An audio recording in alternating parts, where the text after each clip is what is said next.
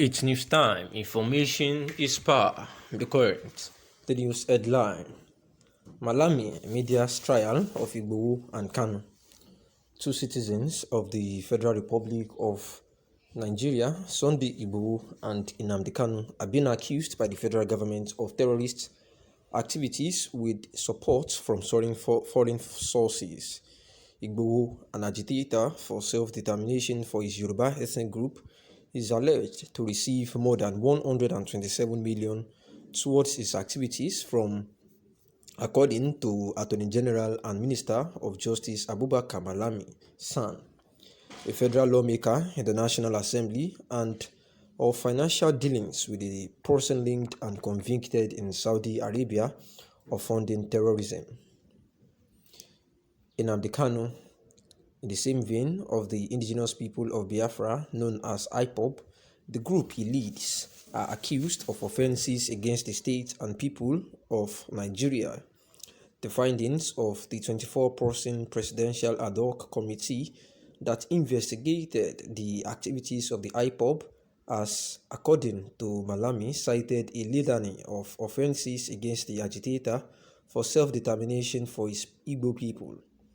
Malami said recently that Nnamdi Kanu has accomplices in Nigeria and abroad, state and non-state actors who are aiding and facilitating his campaign, that he used online radio Biafra to instigate violence and incite members of IPOB to commit violent attacks against civil and democratic institutions. It was also added that he seized the NSAS protests to further his goal, that on Kanu's instigative directives, members of the IPOB ESN carried out massive attacks on democratic institutions with a view to hampering democratic process in Nigeria.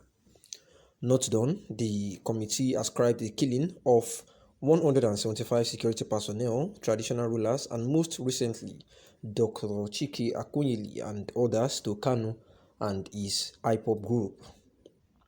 The point must be quickly made that the compilers of these offenses are all employees in the ministries and agencies of the federal government that accuses Kanu and will prosecute, judge, and punish him. There is no neutral and independent opinion with the ad hoc committee. None. Having said this, since the case is in court, it would be reasonable to expect that Mr. Malami should forward these findings to the prosecutor to build his case against such infant terrible and his group. The federal chief law officer and senior advocate of Nigeria chose to go to the court of public opinion, or put differently, resort to media trial, seemingly in order to bias the mind of the public against the accused. But it is the court, not the public, that on the facts before it will determine the case. The question legitimately arises then if, in a matter that is sub judice, this senior lawyer is not acting in contempt of the judicial process. This is important in national matter that even has international dimension, as alleged by the Attorney General. The Federal Attorney General claimed IPOB enjoys the backing of state and non-state entities. He mentioned no names, he provided no evidence, and so this lacking for so serious an allegation of foreign interference that threatens the stability, peace, and security of a sovereign Nigeria. All he could say was to tepidly call on these countries to desist from aiding subversive acts by Kanu and IPOB against the state of Nigeria and its people. That does not speak for a confident government of a serious country at all. Mr. Malami also reportedly justified going public with his list of accusations because Nigerians in public interest have to be carried along as the matter relates to the protection of their rights and properties.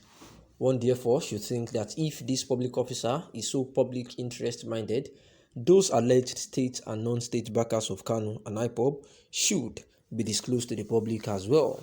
The public's right to know in a transparent government requires may demands that the truth and the whole truth be revealed. Full disclosure is required in a court of law, as Malami should know. For partial truth is worthless and denies the full information which sound judgments can be derived. In any case, his allegations remain one-sided in the matter, and in a duly constituted court of justice, the other party is entitled to be heard. By engaging in a media trial of accused persons, incarceration, therefore, Malami has not helped the cause of fair hearing. He should better know that in Nigeria of national focus, the Nigerian and international publics are most interested in a fair and open trial. The Chief Chekwas Okori rightly cautioned that since the allegation raised in the report of the ad hoc committee are so weighty, let the court do its work and not conduct trial by public statements.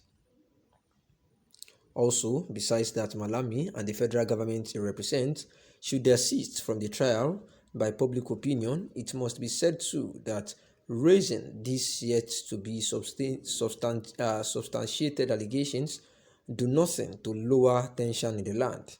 Indeed, they serve to raise it.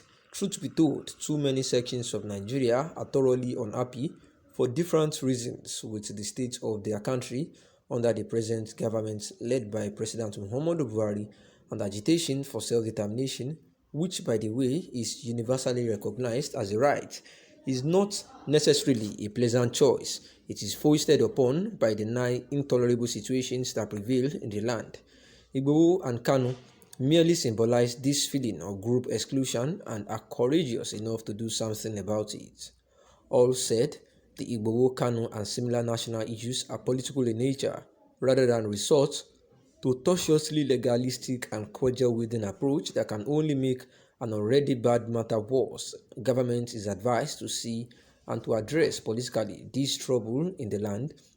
It is the wise course to take, because trying to use forceful means to silence these self-determination agitators would only complicate the matters, because once their leaders are killed, there is all likeliness that many more leaders amidst those that they have formed will rise to continue the race, and by this the outcome, the desired outcome, would just be tepid, and it will only escalate to more worse situations. And therefore, this writer has opined that the Federal Attorney General should desist from using the public opinion, to nail down Nnamdi Kanu, and also the self-determination agitator from the Yoruba ethnic group, Sunday Adeyemo Igboho, who both of them are at the